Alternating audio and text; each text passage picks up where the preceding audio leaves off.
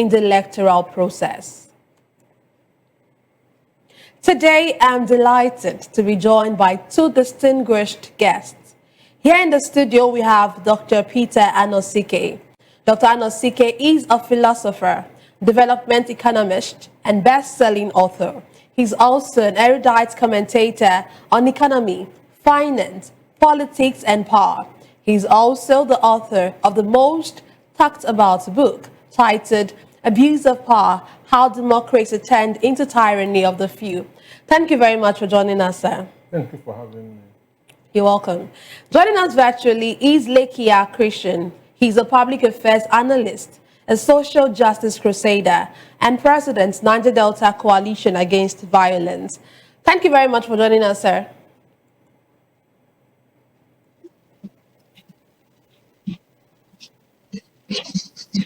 Okay, we'll get to, we'll have Lekia. Okay, thank you very much for joining us. Thank you. Always a pleasure to be with you on VOP Yes, TV. always a pleasure to have you as well. Okay, let's start with you.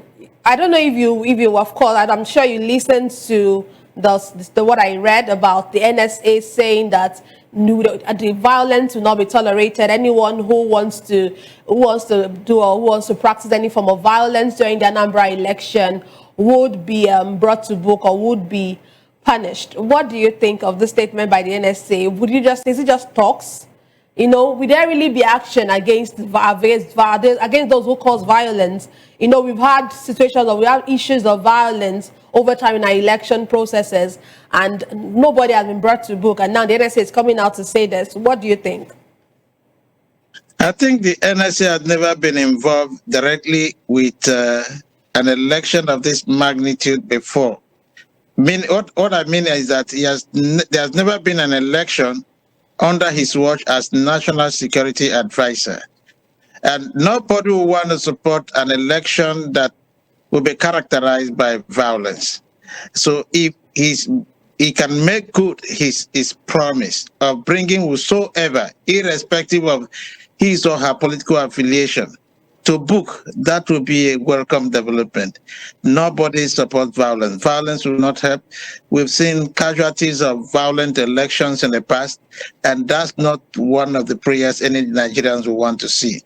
You know, so I pray that he will make good his promise and ensure that whoever, you know, that is caught is being brought to book, particularly with what has characterized Anambra State over the past years under Soludo. You know, you can see that he has created an alternative security apparatus in the state. We've also seen how well they have worked, the kind of humiliation, particularly with what happened to the copper girl, you know, that was stripped and humiliated. No responsible government will tolerate that. We've seen claims and counterclaims that evolved from that entire process.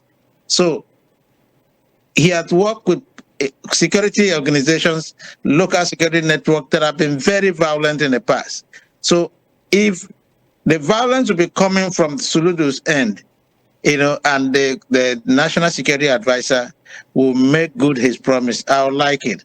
And this should also serve as a warning to other parties in this election. You know, we shouldn't be shying away from telling people the truth. A violence-free election will encourage greater people's participation. But when the would-be voters get scared as a result of violence that predates an election date, you see that the system will just want to manipulate the process to the advantage of whosoever is behind those violent manipulations. So I pray that the NSA, who once enjoyed the confidence of Nigerians by the kind of attitude and strategy he employed in fighting corruption under his watch as EFCC boss, would make good another promise by ensuring that the Anambra election becomes a litmus test for the larger election that will be coming up, the general election that will be coming up in 2027. Okay, you talked about litmus test, and of course, everyone is saying that litmus test is that Anambra election is a litmus test for the new INEC chairman. What would you say what would you say, in your own opinion, are the expectations that you have for the INEC chairman to ensure that Anambra election it's one that we would commend at the end of the day? Others who had occupied that office before now has an opportunity to leave, whether healthy or unhealthy, an impression with Nigerians. The way his approach to this election would show Nigerians what to expect in 2027. If INEC will be truly independent under the watch of our current boss, or they will also become an instrument that will be manipulated by the most powerful within the political class. We will see the coming days will unveil all of that. But I pray that this INEC chairman will make good his promises and act decisively and deliver to Nigerians an electoral process that will be devoid of mistrust, a transparent elections that will guarantee collective participation in the process and allow a process that will equally allow the votes of the people to count. We've seen how people have developed apathy towards election.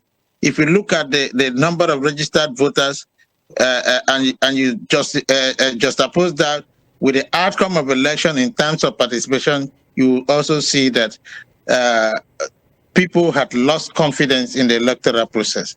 But he is a new man on the saddle, and we believe that if he knows what Nigerians expect and what the world expects, because after the election, he's not going to commit suicide. So whatever he does, Nigerians will will that against him or in his favor.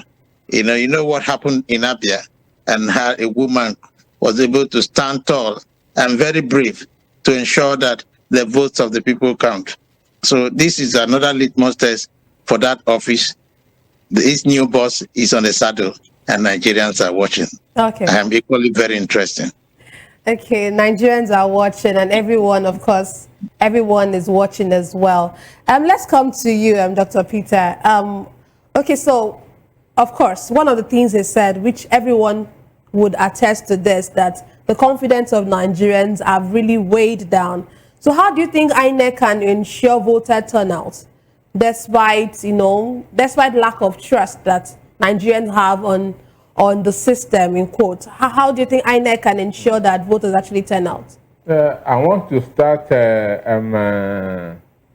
by evaluating some of the things that my friend in Port Harcourt said. Okay. One, that to start with, this is what has changed. There have been other elections under the watch of Nuhu Ribadu as the National Security Advisor.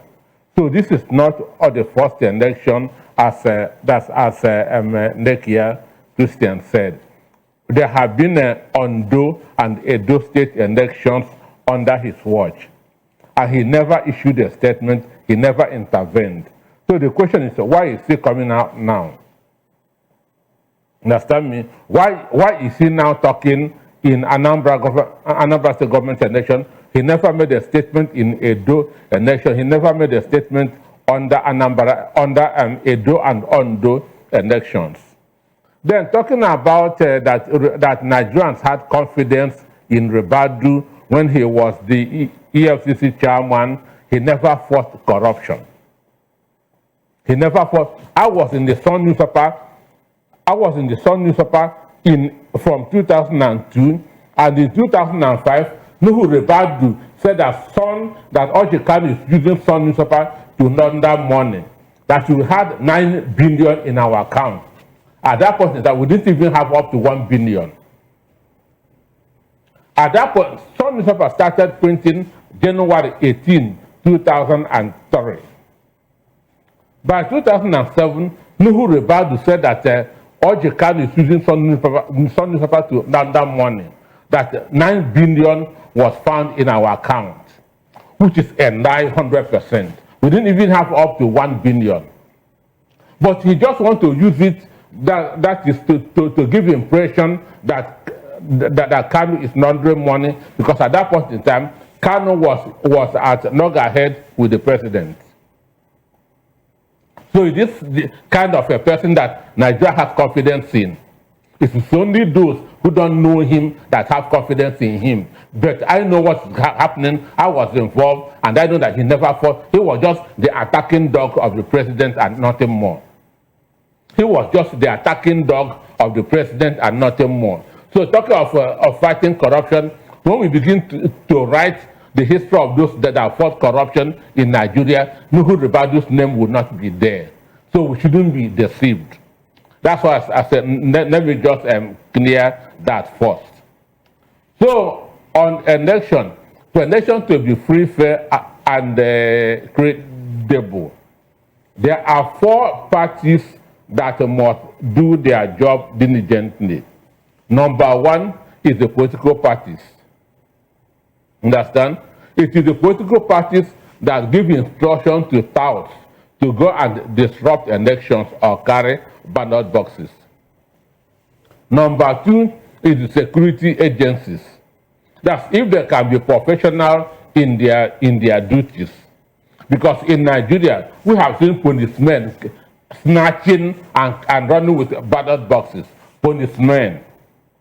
Videos are all there. Then the third is the security, that is the electoral officials. Military are not supposed to be involved in elections. Their duty is to stay on the main road. In short, no policeman has any right that to carry gun to any polling booth. They have to stay on the road. So when we are talking about election rigging, it is not only INEC that rigs the election. It is not only INEC that manipulates the election. Understand? Political parties are involved. Understand? Then security agencies are involved, because a lot of the time they collide with the ruling party. Understand? So these are the issues. One, we are not expecting that Anambra is a one-horse race. Anambra is a one-horse race. Soludo, understand me? The concern is how many, what will be the margin between the first and the second. But as of winning the election, so Nekonas Okachukwu, the APC governorship candidate is not a force to be reckoned with. So Soludo has nobody competing with him in Anambra State. Because in his first 3 years, he did what Obiano couldn't do in 8 years. Do you understand me? So he is going to win. There's no doubt about it. There is no doubt about it, and the nation will not witness any violence. Okay. And we have not been having a violence in Anambra State elections. Okay, well, I was actually going to ask you, the follow-up question I was going to ask you was if there were specific triggers are there specific triggers of violence in Anambra's political space? But of course, you already mentioned From history, we have not been having violence in Anambra State election, because ordinarily it has always been a one-horse race. When Obiano ran, it was 21/21. Understand? And we're expecting something in that nature on November 8th. Okay, how ready do you think the Electoral Commission, which is INEC, how ready do you think they are in terms of staff deployment, material logistics, machine functioning? Of course, we know that we're looking forward to them having ensuring that everything works accordingly. But do you really think that INEC is ready in terms of all of this? No, I don't know, but they have started already by giving them the non-sensitive materials. And Anambra is a close-knitted state. Understand? So the distance between one government and the other is not much. So there's no local government in Anambra that will take you more than 1 hour, 30 minutes that you get from Oka. So I'm not expecting logistics problems. Understand? I'm not expecting logistics problem at all. So okay. the election will be relatively free. Okay. Unless if those if the APC want to constitute a nuisance. Well, we hope that that would be the case, that the Anambra election would be violence-free. But still on the Anambra election, and let's come to you, Lekia. Professor Jega had recently decried the do-or-die mentality of politicians. According to him, many of the politicians show desperation, wanting to win by whatever means are necessary. And of course, you know, we saw this desperation being recently displayed by the governor. Of course, my Dr. Anosike here just said that the governor has done relatively well. But still, he still displayed some form of, would I call it desperation, by promising to reward the ward with the highest vote. What's your take on this? Would you call that voters' inducement, or would you just call that just a way of appreciating the voters? So what's your take?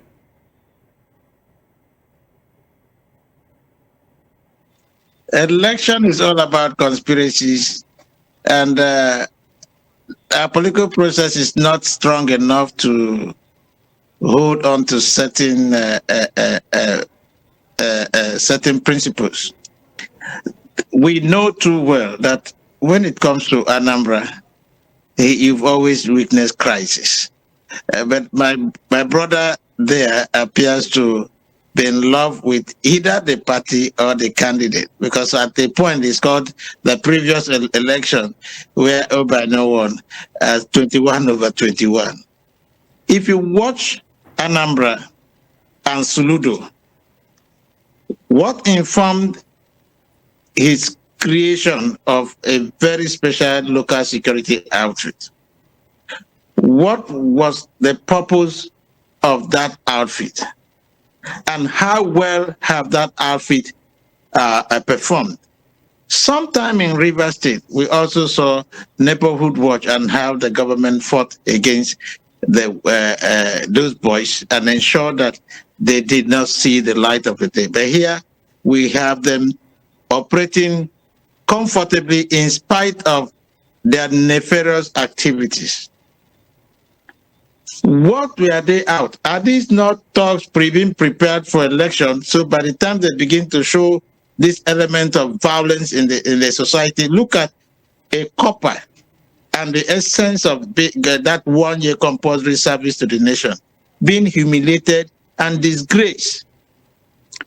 We hear claims and counter claims that the wife of the governor has invited, this, the parents said this, and the same people came out to deny all of that they were never true claims.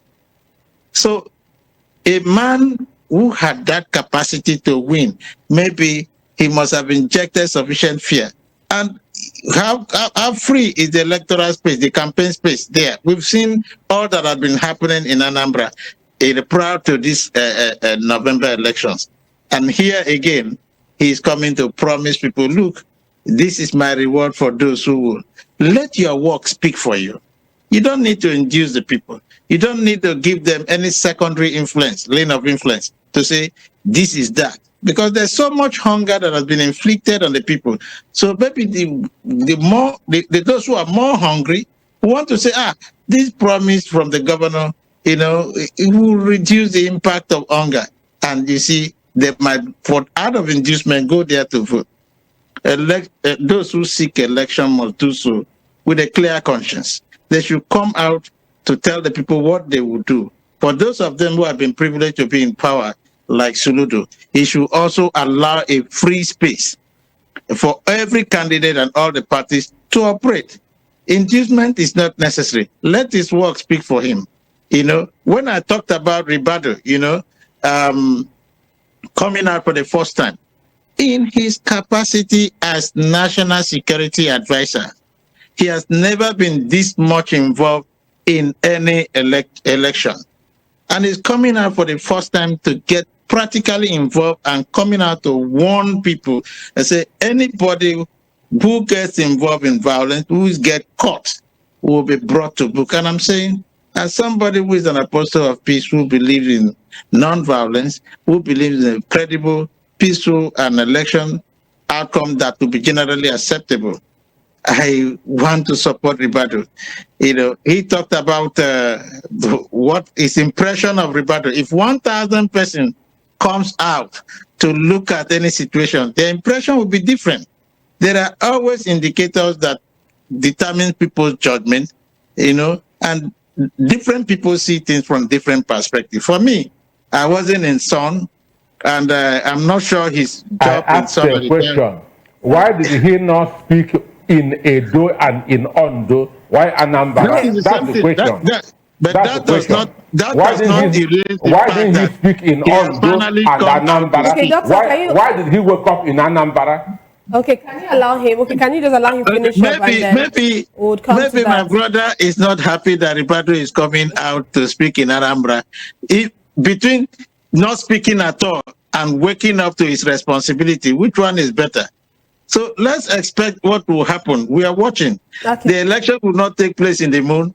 In a short while, it will come and go. The outcome and the entire process will be very visible. We are watching. So let's hope that for the sake of the larger population of Anambrarians, let them conduct themselves in a manner that will allow for free participation so that the outcome can truly reflect the will of the people, because democracy is always a people-centered experience. Okay, I will come back to you later, but let's come to you, Dr. Peter. It seems you have something to say, Charlie, about this do or die way or do or die manner that the politicians go about their thing. And of course, we already saw that Soludo, like I mentioned, had to tell his people or the people in his party that the highest voter or the highest ward or the ward with the highest voters would get this certain amount of money. Don't you think? Well, you know, you're saying that he has done very well. If he has really done very well, does he have to tell people to come out to vote by asking them, by using money as how would I put it, as I'm trying to look for the word, but just to make them, to make them come out? Does he need to do that? One, I'm not from Anambra. Of course, I know that. I'm not from Anambra, and I'm not a fan of Soludo. Understand? Because 2023, Soludo worked against Peter Obi. Understand? But I like saying things as it is. Understand? I like saying things as it is, assuming that. That another party is to come second in Anambra. I would have wished another party to beat Soludo, but I don't want APC to run Anambra. Understand me? So I'm not a Soludo's fan. But talking of achievement, what Soludo has done in 3 years, understand? Obiano constructed only about 600 something kilometers of road in 8 years, which Soludo has done in less than 3 years. And Soludo said that he had not borrowed a kobo from anywhere. Mind you, Peter Obi left money in the coffers of Anambra, so Obiano wasted it and still put Anambra in debt. Do you understand? So as I said, I'm not a fan of Soludo at all. Soludo has been working against Peter Obi because of envy, because of jealousy. Understand me? And I know that even if Soludo becomes president today, people will still love Peter Obi far more than him, including myself. So he is jealous of Peter Obi. Understand? So because of that, I'm not his fan. And even if I'm in Anambra today, or not from Anambra, and I'm to vote, I will not vote him. But talking of achievement, he has achieved more for Anambra people. And I know how Anambra people think. I know how Anambra people think. And here is talking about hunger. Hunger is not in Anambra. There's no community in Anambra, you don't get more than 10 multi-millionaires. They are the richest in the southeast. And even as a people, they are the richest in the country. So the issue is, they are going to vote for Soludo because Soludo has done well for them in the last 3 years. Election is about a referendum. It's an appraisal. And when they appraised his first term, he did well. Understand? And there's no other strong candidates. Both Muosu, Morgando, Okachuku, they are all paperweights. They are all shoe shiners. So Soludo is going to win.